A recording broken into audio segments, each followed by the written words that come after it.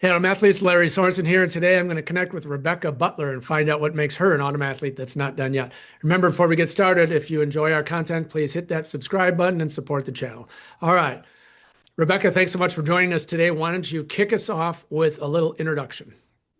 Hi, like Larry said, my name is Rebecca Butler.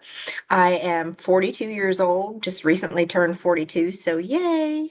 Um, I work as a BSA business systems analyst, and I've done that for the past 17 years. So, yeah, fun IT stuff. That's currently my life, and along with running. Okay, all right. Well, great to meet you. So you Thank you. mentioned running, and we're going to talk more about that in a little bit. But I want to know a little bit about your athletic history. So, did you play any sports or do anything when you were younger? And then, kind of, what did you or didn't you do up until you started this craze of running? Well, as a kid, I was always overweight. I was a little chubby kid. I didn't do any sports. I think I tried basketball once and was horrible at it. I hated running when I was younger. I did not do it unless I was being chased by something. So that was totally not me. I actually just started running about 8 years ago. You weren't athletic at all up until 8 years ago. Why all of a sudden did you get involved with running 8 years ago?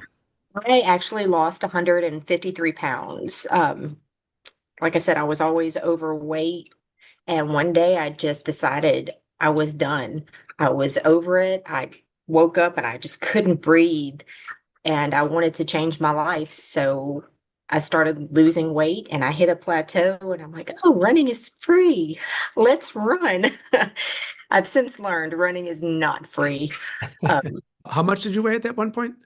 I was 270 at my heaviest. Okay. So at 270, so you made the decision you wanted to start losing weight, but then you said you didn't start running right away. So what did you do to start? Because I know we have people out there that maybe are in that same position. And how did you get started and what did you do maybe even before you got into the running part of it? Portion control. As simple as that. Little teeny tiny meals, and I just ate what was in the meals.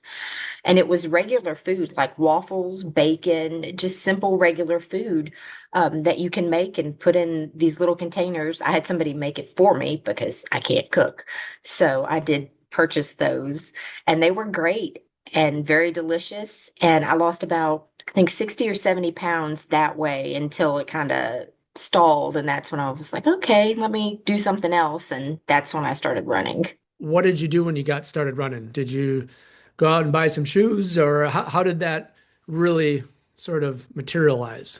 Well, kind of. I already had shoes that I had just bought. Of course, not running shoes. I'm just like, oh, these are pretty shoes. I'm gonna get these. And I went out and I attempted to run. I couldn't even run a quarter of a mile. It was very bad. It was not pleasant. I really didn't enjoy it, but I kept going. I was like, well, let me run to this palm tree and then let me go a little further and let's try to go a little further than that the next time. And when I first ran a whole mile, I was like, wow, I can do this. And it was great. So I started doing races and that's really what changed my life. So how long did it take you from the time you got started there till you finished like your first mile, that big milestone? What kind of time frame was that? Probably a few months. It definitely took a little while to at least run a full mile without stopping. And when I say a full mile without stopping, I mean a very slow mile, you know, to my standards now. It was probably like a 13 to 14-minute pace. So I would be like, oh, I was kind of walking, but it was like a very slow little jaunt. But back then it was running. Yeah. And so in that time frame, because I think this time is important that we're discussing before we get to what you're doing now, which is amazing. But that beginning part. So to get to that first mile mark, what was your training regimen at that time? Did you run every single day? Did you go every other day? Did you walk, run, walk, run? How did you kind of build up to that?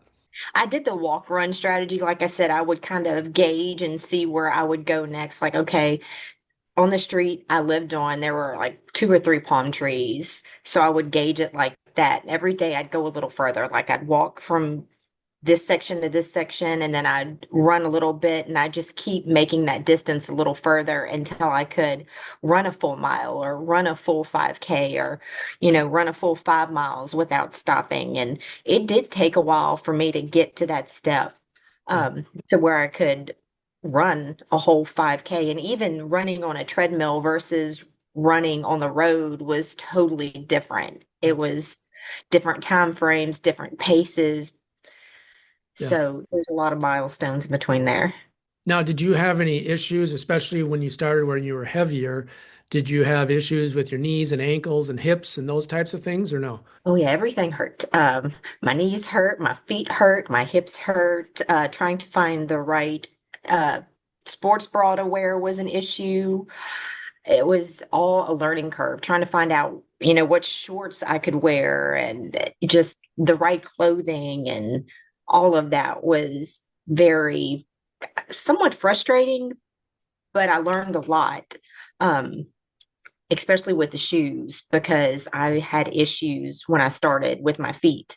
So I had to go get specialty fitted for shoes, and they told me what I should be wearing because I was wearing some little cheap Under Armour shoes. And yeah, I didn't know back then. I didn't know. But now I've learned, what shoes to wear.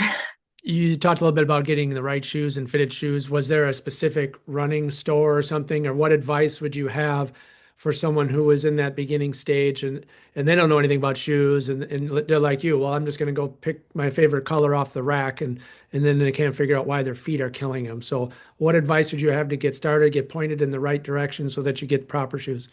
We have a local running store. It's actually called Varsity Sports, and they are great. I love them. You walk in, and they'll look at your feet, tell you, see how you walk, and they'll fit you. And if you don't like the shoes, if they don't work out for you, you can bring them back. And they were great in telling me what I needed. So they really, really saved me Yeah. as far as my feet and future PT cost because I wore the wrong shoes for so long. Made a few trips to the PT because of knee issues. I think that's a crucial thing for folks out there maybe getting started is I think most cities, at least big cities anyway, have a particular running store where they have, runners and experts there that, and even little running tracks and things where they can really help you gauge what you need for proper footwear, because that definitely is important. So I think that's a good tip for those folks out there just getting started. Okay, so had some issues a little bit there, but you got yourself on track with the right equipment and all those things. You got yourself up to your mile mark and so forth. Now, uh, we're going to talk a little bit about some of your big successes now that you've really made this transition from, a sedentary life to now a endurance athlete. So, tell us a little bit more about your journey into this endurance sport, and then some of your successes that you've had. Started with 5Ks, 10Ks, and then, half marathons, and then, of course, marathons. I'm like, I'm never doing that again. And I did. And then I had a friend who wanted to do a 50K for one of her birthdays. And I'm like, it's only a few more miles. Let's do a 50K. So we trained for that, and I loved it. There was something about being absolutely miserable and just being surrounded by people that are also absolutely miserable. That is, there's nothing else like it. Um, like I said, I loved it. She hated it. She has not done another one since. I'm like, let's go sign me up for something else. So right after my first 50K, I did a 40 miler. I'm like, oh, it's not too much more. I could do 40 miles. And that was interesting. It was 30, upper 30s, maybe lower 40s, and it was pouring down rain. Mm. Um, that was also miserable. So I was like, what else can I do? I was like, I think I signed up for a 50 miler next. So it just steadily increased.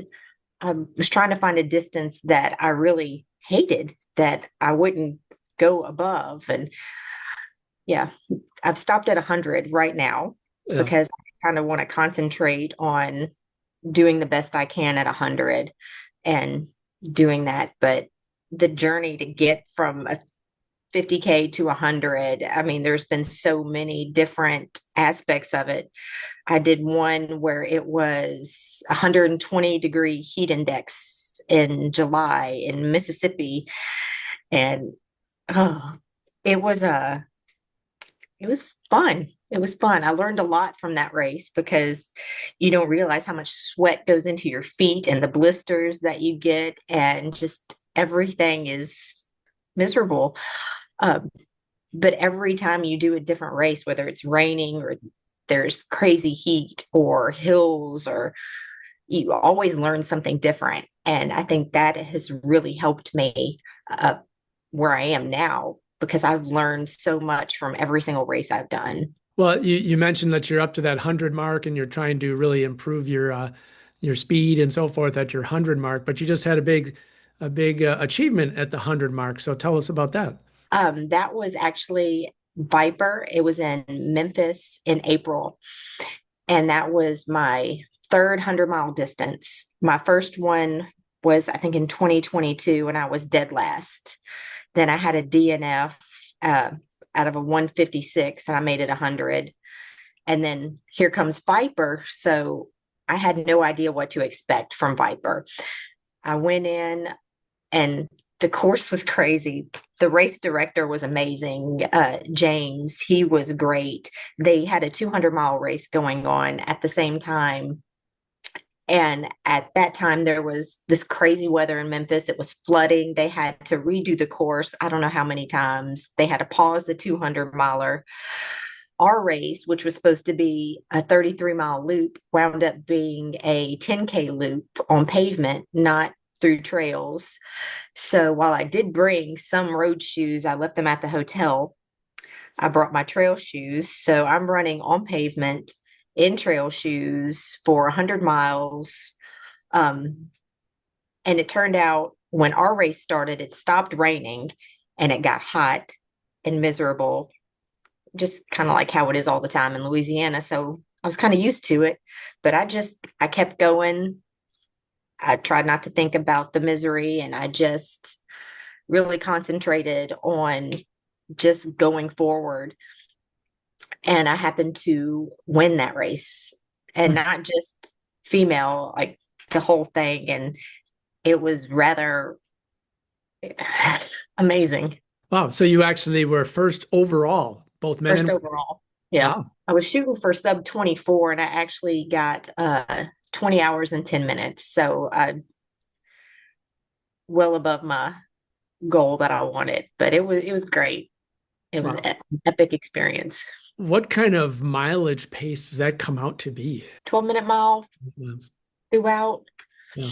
And that was with breaks and everything. So Right. Sure. Yeah, of course. Okay, so congratulations on that. That is, I mean, going from where you were at to winning a 100 miler outright in, well, 6, 7, 8 years, something that in that range. That's pretty incredible. So congratulations there. So we want to know a little bit more about how you went from last place in 2022 to first place and how you're going to continue that. So what's a typical maybe week or day or cycle in your training? What do you do? Obviously, you run. What do you do for cross training and that type of thing? yeah, I run right now. I'm up to around 300 miles a month. I did 309 last month, and I'm on track to do another 300. But at the time, I was doing around 200 to 220 a month. So I would typically run, say, 7 to 10 miles a day, do a long run on the weekend, which would be about 15 to 20 miles. And my longest run, I would usually do like a marathon or maybe just throw in a 50K somewhere, and then strength train 3 times a week. And I did a lot of my strength training at the block, which is right around the corner from me. Um, and they're great too. The One of the owners, he is a ultra runner, so he's great, and he's actually the one where I did my first 50K, my first 50 miler, my first 100 miler. So he knows my racing style, and he's really helped me a lot. So I love working out there, but I do that 2 to 3 times a week. and my miles range probably from 50 to 70 miles a week right now. Mhm. So, and I don't necessarily speed train.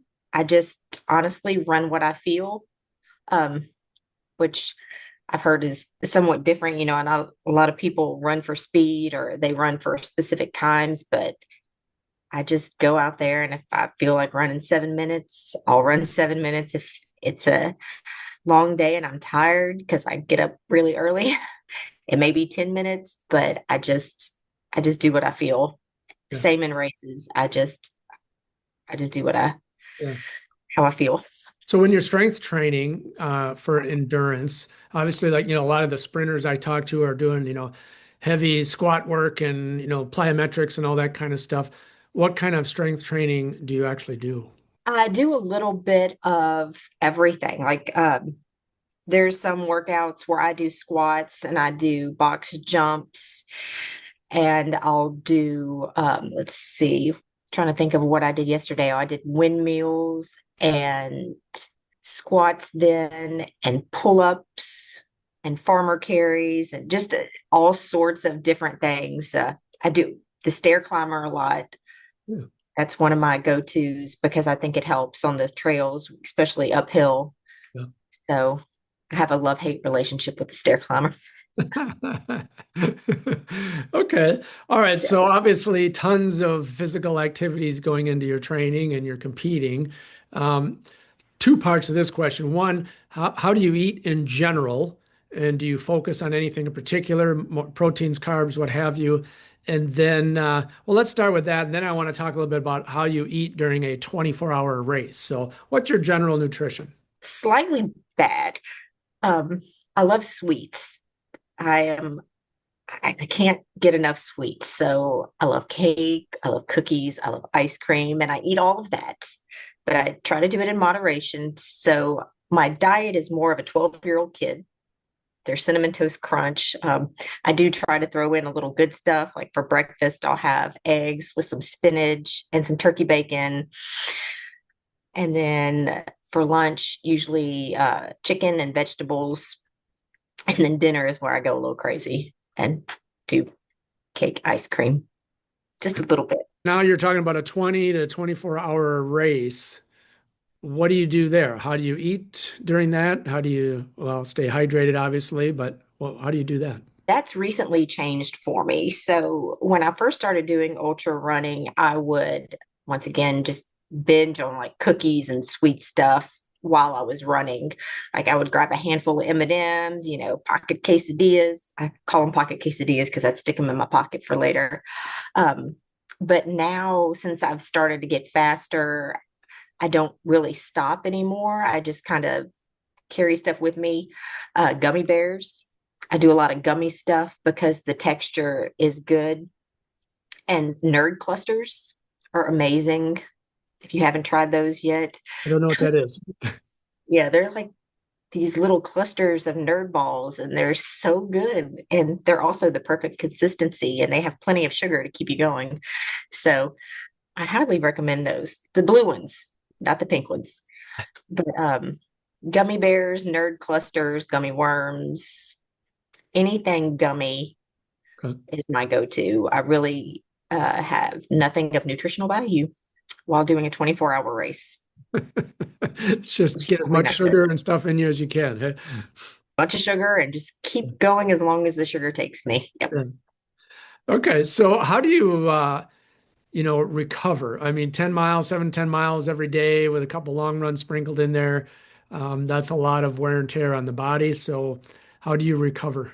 I try to get at least one complete rest day a week to let my body reset because at that point I'm just completely exhausted and going to pass out. But generally, that's all I do to recover. I take my one rest day. My job is pretty much where I sit in front of a computer. So that is a lot of my recovery too. But walking around, just kind of, try to keep moving a little bit. But So do you do your training? I don't know what your exact work schedule is. Do you do your training before work? So then you're kind of recovering through the day sitting at the desk, or do you go after work and do your training? Well, I'll do my runs in the morning. So I'll usually do 7 to 10 miles before I log in for work. And then all my strength training is after work. So Mhm. I have at least, that 8 hour break in between. So I'm not doing everything at once. So that helps a lot. So you've talked before about the misery, and I think you said misery probably about a dozen times, and you're talking about running. So, the question is, what the heck? Why are you doing this thing that makes you so miserable? What's the motivation? Just to see what I can put myself through and what I can do. I want to see how far I can push myself. And I never in a million years thought I'd be able to run 100 miles. Definitely never thought I'd be able to win 100 miles. And I've proved that I can do hard things. And I want to see how hard and how far I can go. If you could kind of combine all of your strategies, your I call it secret sauce to your health, fitness, and success here, what would the ingredients to that recipe be? Keep going no matter what. Just keep moving forward. That's the key. Just one foot in front of the other, no matter what. Um, and everything in moderation. That is definitely the key to fitness and health in general. Yeah. Yeah. Like, I don't deprive myself of anything. I don't deprive myself of running. I don't deprive myself of food. I just do everything in moderation. Well, some people might say 10 miles a day is not moderation, but I get what you're saying. Well, some Somebody, things are a little some more people might strict. define that a little differently than moderation. But so what you had this big win. What's on the horizon for you? Are you training for a specific race, or are you sticking with the 100 miles? Are you going to go for something longer? What's going on in your future? Well, I do have training right now for another 100 miler. This one is again in Memphis. It's Mamba. I want to try to, they had this one has a lot more people, so we'll see. But I want to go sub 20 for this one, trying to get 18 hours. We'll see. That's what I'm hoping for. And then in 20, what's next year? 2026, I would like to go back and try to do the race I couldn't finish, the 156 miler on my own. Yeah. So I'm going to try for that. And then hopefully next year I can qualify for bad water and attempt that one too.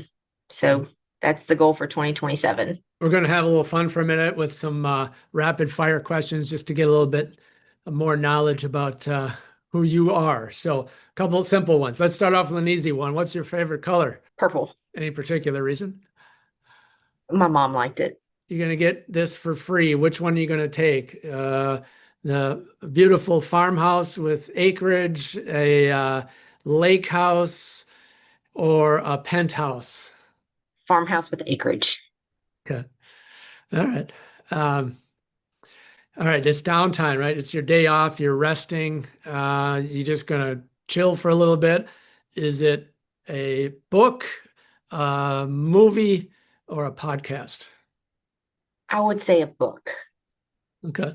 Definitely a book. If it's not a dance party, it would be a book. So, okay. So if you're going out in the town, I'll lead this one into you. You're going out for a night on the town with the ladies. Is it to the dance club, to maybe like an outdoor music festival, or the state fair? Outdoor music festival. Yeah. Okay. Yeah. What kind of music is it you like? Anything Huh. except for hard rock because I'm not good at headbanging. Okay. All right. But I'm too old for that. So I'll go back to this music part of it because so question, when you're doing your long runs or even your races, do you listen to music? Yes and no. My first 100 miler, I didn't listen to anything. I don't remember if I listened to anything for my last one, but generally I run without music just because I like to hear the stuff around me, and I've got so much in my head. I don't need music. I like talk to myself. Yeah, So when I used to do marathon running, I've never worked out with music either. People are like, how do you go and run 10 milers and whatever without music? And it's just like, I don't know, just get in the zone, think about stuff, whatever, and that's just it. Yeah. Okay. All right. Well, Rebecca, it's been great talking with you. Great finding out what makes you an autumn athlete that's not done yet. Really appreciate you doing this. I want to wrap up by giving you the floor just to give our audience some final thoughts. well, I just want to say if you're new to running and you don't know where to start, just go out there and just start. Just do it. You're not going to be good at it. I wasn't good at it. I mean, if you are good at it, then kudos to you, but just go out there and just do it and just keep going. And you never know where you're going to end up. Yeah, look at you. Great example. Well, there you go, folks. Rebecca Butler. She is definitely an autumn athlete that's not done yet. Remember, keep moving, set your own goals, and train hard to achieve them. Thanks so much for watching, and we will see you next time.